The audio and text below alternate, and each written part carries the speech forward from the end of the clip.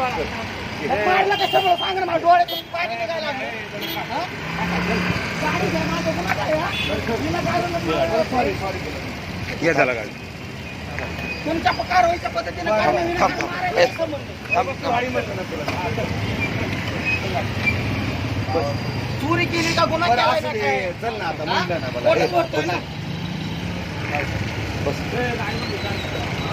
या गाड्या का पुढं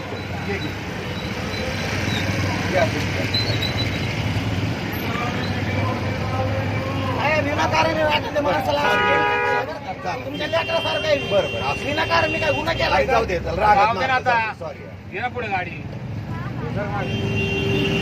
ए चल ए चला चला, ए. चला कशाला तपास